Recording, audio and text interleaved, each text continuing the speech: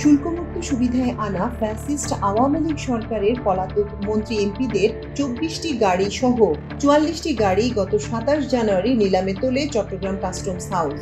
এর মধ্যে ৯টি বিলাসবহুল গাড়ি কেনার জন্য কোনো ক্রেতা আগ্রহ দেখাননি। বাকি ১৫টি গাড়ির বিষয়ে দরপত্র পড়লেও চাহিদার তুলনায় তা ছিল একেবারেই অপ্রতুল। ফলে প্রথম নিলামে বিলাসী গাড়িগুলোর একটিও ডেলিভারি করতে পারছে না কাস্টমস। ফলে দ্বিতীয় দফায় নিলামে উঠছে পলাতক মন্ত্রী এমপিদের ৩০টি সহ ৬০টি গাড়ি। ২০টি সাধারণ গাড়ি নিলামে উঠেছিল, তার মধ্যে ১৯টির ক্ষেত্রে নিলাম প্রক্রিয়া সম্পন্ন হওয়ার পর আদালতে গেছেন আমদানিকারকরা। ফলে শেষ মুহূর্তে এসে ওই গাড়িগুলো ক্রেতাদের অনুকূলে ডেলিভারি দিতে পারছে না কাস্টম হাউস। গত ২৪ ডিসেম্বর নৌ পরিবহন উপদেষ্টা ব্রিগেডিয়ার জেনারেল অবসরপ্রাপ্ত এম সাখাওয়াত হোসেন চট্টগ্রাম বন্দর পরিদর্শনে আসেন। তাকে জানানো হয়, নিলাম প্রক্রিয়া ত্বরান্বিত না করায় বন্দরে স্বাভাবিক অপারেশন বাধাগ্রস্ত হচ্ছে। বছরের পর বছর ধরে পড়ে থাকা গাড়িগুলো বন্দর ইয়ার্ডের অনেক জায়গা দখল করে আছে। ফলে আমদানি রপ্তানির চাপ বাড়লেও জট তৈরি হচ্ছে বন্দরে। এ সময় তিনি পুরনো গাড়ি ৩১ জানুয়ারির মধ্যে নিলামের মাধ্যমে বিক্রি করার নির্দেশনা দেন। মূলত এরপর থেকেই গতি পায় পড়ে থাকা গাড়ি নিলামের মাধ্যমে নিষ্পত্তির প্রক্রিয়া। ওই নির্দেশনার পর বন্দরের ইয়ার্ডে কতগুলো পুরনো গাড়ি পড়ে আছে তার তালিকা প্রণয়ন করে কাস্টমস।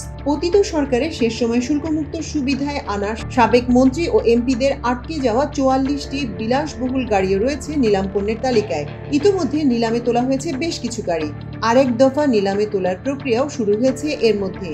এই দফায় পলাতক মন্ত্রী এমপিদের আগের ২৪টি গাড়ির সঙ্গে নতুন করে আরও ৬টি গাড়ি যুক্ত হচ্ছে। তবে এবারও ২০০২ সাল থেকে পড়ে থাকা ১৯৫টি গাড়ি নিলামে তোলা সম্ভব হয়নি মামলার কারণে। এসব গাড়ির মধ্যে private car, micro, Pajero, pickup ও ট্রাকও রয়েছে।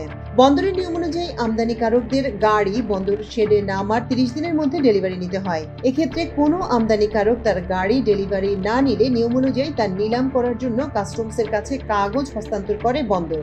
এরপর কাস্টমসের নিলাম শাখা গাড়িটির তৈরি সাল, মডেল, আমদানি সাল, আমদানিকারক, দেশের মূল্য, বাংলাদেশি শুল্ক ও বন্দরের জরিমানা সবকিছু বিচার বিবেচনা করে দাম নির্ধারণ করে। নির্ধারিত দামের কমপক্ষে ৬০% অর্জিত হলে প্রথম নিলামেই ক্রেতার কাছে গাড়ি হস্তান্তর করতে পারে কাস্টমস। কোনো কারণে প্রথম নিলামে ৬০% অর্জিত না হলে পরবর্তী নিলামের জন্য অপেক্ষা করতে হয়।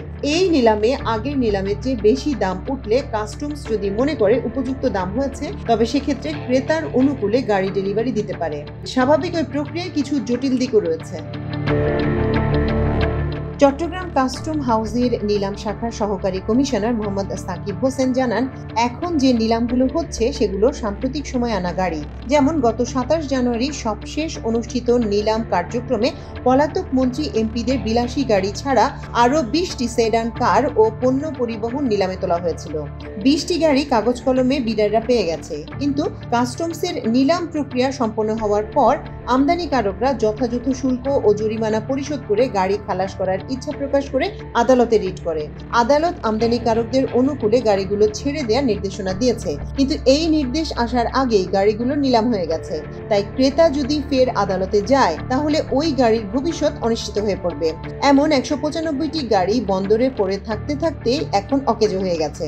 তিনি আরও জানান, সম্প্রতি সাবেক সংসদ সদস্যদের আরও ৬টি গাড়ি নিলামের উপযুক্ত হয়েছে। চট্টগ্রাম কাস্টমসের মুখপাত্র ও উপ কমিশনার সাইদুল ইসলাম জানান, গাড়ির ক্ষেত্রে সংকট প্রকট আকার ধারণ করেছে। আমদানিকারক কিংবা নিলামে অংশ নেওয়া কোনো এক পক্ষ আদালতে গেলে সেই মামলা নিষ্পত্তি হচ্ছে না। এ কারণে ২০০২ সাল থেকে পুরনো গাড়ির স্তূপ জমেছে বন্দরে। আর এসব কারণে প্রকৃত ক্রেতারা নিলামে অংশ নিতে আগ্রহ হারাচ্ছেন। এতে একদিকে যেমন সরকার রাজস্ব হারাচ্ছে, অন্যদিকে বন্দরের জায়গাও খালি হচ্ছে না।